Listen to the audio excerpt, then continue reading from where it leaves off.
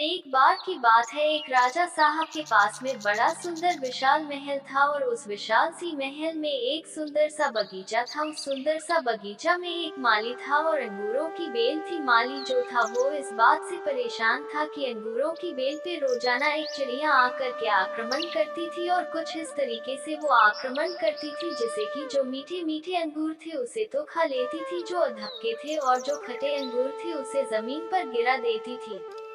माली इस बात से बड़ा परेशान चल रहा था कि इस अंगूरों के बेल को ये चिड़िया एक दिन तबाह कर देगी, नष्ट कर देगी। उसने बहुत कोशिश की लेकिन उसको कोई उपाय मिला नहीं, तो वो राजा के पास पहुंचा और कहा, मालिक हुक्म है, आप ही कुछ कीजिए, मुझसे नहीं हो पा रहा है, अंगूरों की बेल कभी भी खत्म हो सकती है। राजा ने कहा, माली साहब आप चिंता मत कीजिए, आपका काम मैं करूंगा। अगले दिन राजा साहब पहुंचे खुद और अंगूरों की बेल के पीछे जाके छुप गए और जैसे ही चिड़िया आए राजा ने फुर्ती दिखाते हुए चिड़िया को पकड़ लिया।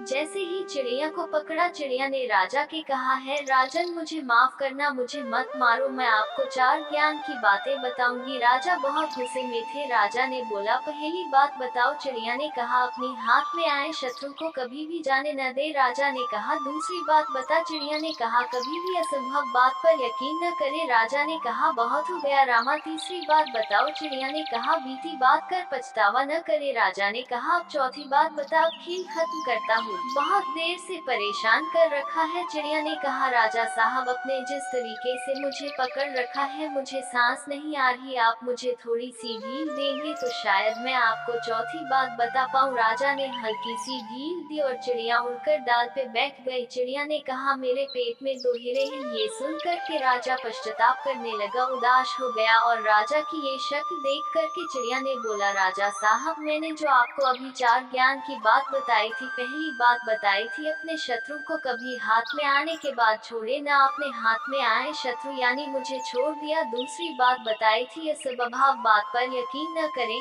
आपने यकीन कर लिया कि मेरे छोटे से पेट में 2 हीरे हैं।